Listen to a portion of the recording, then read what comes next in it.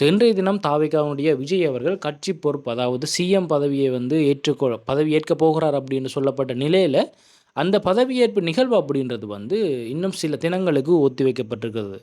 So என்ன காரணம் அப்படின்னு சொன்னால், ஆளுநரால் அந்த தீர்மானம் அப்படின்றது கொண்டு வரப்பட்டிருக்கிறது. பெரும்பான்மைன்றது போதாமல் இருக்கிறதால அந்த ஒத்திவைப்பு அப்படின்றது வந்து நடைபெற்றிருக்குது. இது வந்து முதலாவது தடவை இந்தியாவில் நடைபெற்றதான்றதா இல்லை, ஏற்கனவே வந்து இன்னொரு மாநிலத்தில் வந்து நடைபெற்றிருக்குது. ஸோ அந்த விஷயம் என்ன, அதை விட ஈரானால் வந்து இந்த போர் நிறுத்தம் அப்படின்றது வந்து இப்போ ஒரு முடிவுக்கு கொண்டு வரக்கூடிய ஒரு நிலைமை அப்படின்றது வந்திருக்குது. ஸோ அந்த விஷயம் என்ன, இப்போ இந்த ஈரான், அமெரிக்கா, இஸ்ரேல் இடையிலான போர் தொடங்கப்பட்டதில் இருந்து மிகப்பெரிய ஒரு கவனமாக இருந்தது இந்த போர் அப்படின்றது வந்து இப்போ முடிவடையும் உண்டு. ஆனால் இந்த இந்தியாவுடைய இந்த விஜயனுடைய வருகை அப்படின்றது வந்து இந்த போரை வந்து மக்கள் மத்தியில் இருந்து ஒரு கொஞ்சம் விலக்கி வச்சிருக்குது. அதாவது என்னதான் பொருளாதார சுமைகள் இருந்தாலும் இந்த பேச்சு அப்படின்றது வந்து ஓரளவு குறைஞ்சிருக்குது. பட் இப்போ மறுபடி வந்து ஈரானால் இந்த போர் அப்படின்றது வந்து முடிவுக்கு கொண்டு வரக்கூடிய ஒரு நிலை அப்படின்றது வந்திருக்குது. ஸோ அது சம்மந்தமான விஷயங்கள் என்ன அப்படின்றது வந்து இந்த வீடியோவில் வந்து தெரிஞ்சு கொள்ளக்கூடிய மாதிரி இருக்குது. ஸோ வாங்க வீடியோக்குள்ளே போய் பார்க்கலாம். ஸோ வணக்கம் ரகுலே. அடுத்ததாக வந்து சிஎம் பதவியில் விஜய் இருக்க போகிறார் அப்படின்றது வந்து உலகத்தில் இருக்கக்கூடிய விஜயனுடைய ரசிகர்களுக்கும் அவர்களுக்கு வாக்களித்த மக்களுக்கும் வந்து மிகப்பெரிய ஒரு எதிர்பார்ப்பாக வந்து இருந்து கொண்டிருக்கக்கூடிய ஒரு விஷயமாக இருந்தது. ஸோ இன்றைய காலையில் வந்து பார்த்திங்கன்னு சொன்னால், ஆளுநரால் அவருடைய பதவி பிரமாணம் அப்படின்றது வந்து செய்யப்படும் அப்படின்ற பல செய்திகள் வந்து வந்திருந்தது இந்தியாவிலிருந்து.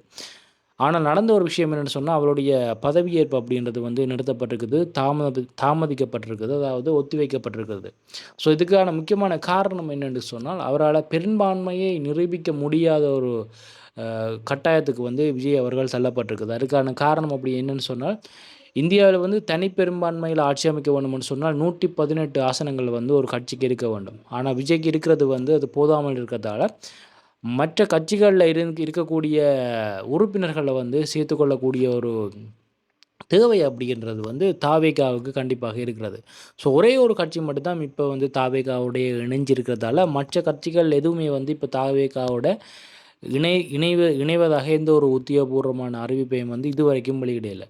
ஸோ இனி வரக்கூடிய நாட்கள்லையும் வந்து அந்த அறிவிப்பு, அதாவது தாவேகாவுடைய இணையக்கூடிய சந்தர்ப்பங்கள் இருந்தால் தாவேகாவால் கண்டிப்பாக வந்து தனித்து கூட்டணியாக சேர்ந்து ஒரு மிகப்பெரிய ஒரு ஆட்சியை வந்து தமிழ்நாட்டில் நிறுவக்கூடிய மாதிரி இருக்கும். ஸோ கர்நாடகா மாநிலத்தில் வந்து என்ன நடைபெற்றிருக்குதுன்னு சொன்னால், இதே மாதிரி தனித்து போட்டியிட்டு பெரும்பான்மையாக வெற்றி பெற்ற ஒரு கட்சியால் ஆட்சி அமைக்கும்போது, அதாவது அந்த ஆசனங்கள் காணாத ஒரு நிலையில் ஆளுநரால் அங்கே ஆட்சி அமைக்க முடியாத ஒரு நிலைமை அப்படின்றது வந்து அங்கே நடைபெற்றிருக்குது. அதுக்கு பின்பு அங்கேருந்து உயர்நீதிமன்றம் சென்று ஆளுநருக்கு அந்த அதிகாரங்கள் இல்லை அப்படின்னு சொல்லி அதுக்கு பிறகு ஆட்சி அப்படின்றது வந்து அந்த பெரும்பான்மையான கட்சியால் வந்து அமைக்கப்பட்டிருக்குது. அதே மாதிரியான ஒரு நிலைமைக்கு இப்போ தாவேகா செல்லலாம் அப்படின்னு சொல்லப்படுது. அடுத்தடுத்த தினங்களில் வந்து உயர்நீதிமன்றத்துக்கு செல்லக்கூடிய ஒரு வழிமுறையையும் தாவேகா சிந்தித்து வருவதாக சொல்லப்பட்டிருக்கிறது. ஸோ இப்படித்தான் இப்போ அரசியல் களம் அப்படின்றது வந்து இந்தியாவில் போய்கொண்டிருக்குது. ஸோ இந்தியாவில் இருக்கக்கூடிய பல கட்சிகளுடைய ஆதரவு அப்படின்றது வந்து தாவேகாவுக்கு இன்னும் கிடைத்தால் அவர்களால் வந்து மிக இலவாக ஆட்சி அமைத்து கொள்ளக்கூடிய மாதிரி இருக்கும். இந்த அரசியல் அப்படின்றது வந்து தமிழ்நாட்டு பகுதியில் இப்படி போய்கொண்டிருக்கிற போது மிகப்பெரிய ஒரு சந்தோஷமான செய்தி அப்படின்றது வந்து உலக மக்கள் எல்லாருக்குமே வந்து இப்போ இருக்கிறது. ஸோ என்னென்னு சொன்னால், ஈரான் வந்து இவ்வளவு காலமும் அமெரிக்காவுடைய இந்த போர், அமெரிக்காவுடைய ஒப்பந்தங்கள் எதுவுக்குமே வந்து ஈரான் செவிசாய்க்கிறது இல்லை. இல்லாட்டிக்கு பேச்சுவார்த்தை தொடங்கின கட்டத்திலேயே வந்து அதெல்லாம் சரிவராது அப்படின்னு தான் ஈரானுடைய தரப்பில் வந்து சொல்லப்படுது. ஆனால் இப்போ ஒரு விஷயம் வந்து என்ன சொல்லப்பட்டிருக்குதுன்னு சொன்னால், அமெரிக்காவால் முன்வைக்கப்பட்ட சில நிபந்தனைகளை வந்து ஈரான் மிக மிக கவனமாக உன்னிப்பாக கண்காணித்து கொண்டிருப்பது, இல்லாட்டிக்கு கவனமாக அந்த ஆராய்ந்து வருவதாக ஈரான் தரப்பில் சொல்லப்பட்டிருக்குது.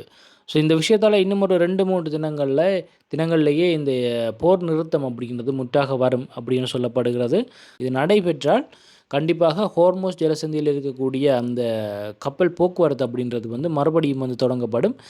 ஆனாலும் வந்து பல நிபந்தனைகள் அப்படிங்கிறது கொண்டு வரப்படலாம் அப்படின்னு சொல்லப்படுகிறது. ஏன்னா ஹோர்முஸ் ஜலசந்தியில் ஈரானால் வசூலிக்கப்படக்கூடிய அந்த வசூலிப்பு கட்டணம் அப்படின்றது வந்து ஈரானும் அமெரிக்காவும் சேர்ந்து கூட எதிர்வரும் காலங்களில் கப்பல்களில் இருந்து அந்த வரி வசூலிப்பை வந்து பெற்றுக்கொள்ளலாம் அப்படின்னு சொல்லப்படுகிறது. ஸோ வரி வசூலிப்பு அப்படின்றது வந்து எதிர்காலங்களில் கண்டிப்பாக இந்த போர் நிறுத்தம் முடிவடைந்தது பிறகு வந்து இருக்கலாம் அப்படின்றது வந்து மிகப்பெரிய ஒரு எதிர்பார்ப்பாக வந்து பல பேருடைய ஒரு எதிர்பார்ப்பாக இருக்கிறது.